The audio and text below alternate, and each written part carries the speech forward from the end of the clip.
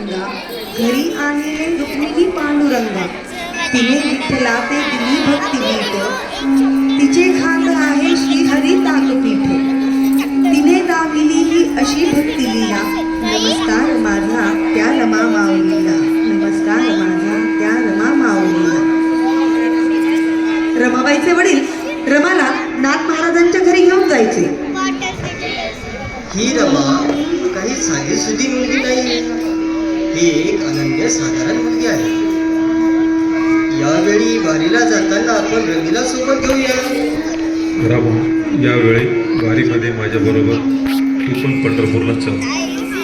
पंढरपूरच्या महाजन घराण्यातील नामदेव रमासाठी योग्य आहे असा विचार करून एकनाथ महाराजांनी मुंगी पैठण येथील जोशी घराण्यातील सुकन्या रमाबाईचे लग्न महाजन घराण्यातील नामदेवांशी लावून दिले. मला ना या पांडुरंगाच्या दर्शनाला मंदिरात जायचंच आहे. आपण जाऊ मंदिरात.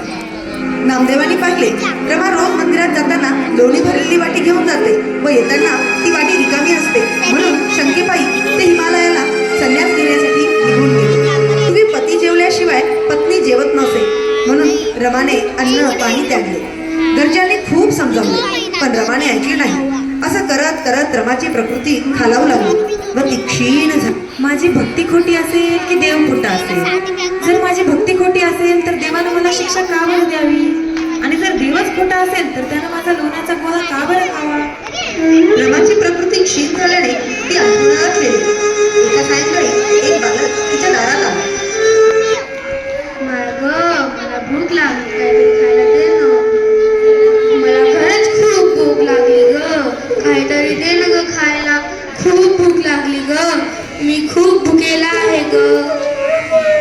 बाबा, गेले अनेक दिवस झाले मी काहीही खाल्लेलं नाही. अन्नाचा एक कणही खाल्ला नाहीये. माझ्या अंगात त्राण नाहीये. मी पाणी पिलेलं नाहीये. तुला द्यायला माझ्याकडे काहीही नाहीये. मी तुला काहीही देऊ शकत नाही नाही, मी तुझ्या दारातून काहीतरी खाल्ल्याशिवाय जाणारच नाही. उठ तू, उठ तू, उठ. बाळा, खरंच रे बाळा, खरंच रे माझ्या अंगात त्राण नाहीये. मला स्पर्श तरी कर, माझा हात तरी धर. त्या बालकाच्या हाताचा स्पर्श होताच तिच्या अंगात नवचैतन्य निर्माण झाले. 21 दिवसापूर्वी केलेलं ताक आहे रे, व थोडंसं लाह्याचं पीठ आहे. माय, मला इतकी भूक लागली ना, तू काही पण दे, पण दे. एका दगडी भांड्यात लाह्याचे पीठ व ताक टाकून त्याचा गोळा बनवला व बालकाच्या समोर ठेवला. खा बाबा, माझ्या नवऱ्यानं खाल्लं नाही, मी खाल्लं नाही, पण तू आलायस माझ्या मागं लागायला. खा एकदाच. मी असं नाही खाणार, तुझ्या हाताने मला बनवले पाहिजेस तरच मी खाईन. असं मी नाही खाणार. बाल हट्टामुळे रमाने स्वतःच बालकाला खाऊ घालायला त्याच्या ओठाजवळ हात नेतात बालकाचे दिव्य पांडुरंगात रूपांतर झाले. देवा देवा, ताकपीठ साक्षात देवानंच ग्रहण केलं हे पाहून तिचे भानच हरवले. पांडुरंगा, तू माझ्यासाठी इथं आलास? तू इतका त्रास फक्त माझ्यासाठी घेतलास?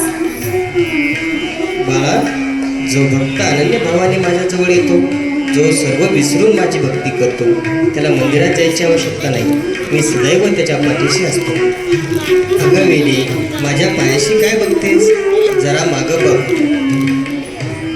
आपल्या पत्नीच्या भक्तीपोटी साक्षात पांडुरंग घरात आलाय व तिच्या हाताने ताकपीठ खातोय हे पाहून नामदेवांचेही भान हरपले. रमी, मी चुकलो ग, खरंच चुकलो. मला नाही कळलं तुझा अधिकार. बोल, काय पाहिजे तुला? देवा, तू आता इथंच राहायचं. देवा, तू आता इथंच राहा. रमाबाई, तुझ्या या भक्तीने मी प्रसन्न झालो आणि या घरात ताकपिठे विठोबा नावाने मी सदैव भक्तासाठी उभा आहे. पांडुरंग मूर्तीत समाविष्ट झाले व रमाने तेथेच त्यांच्या पायाशी आपला देह त्याग केला. एका अनन्य भक्ताच्या भक्तीसाठी आलेल्या साक्षात पांडुरंगाने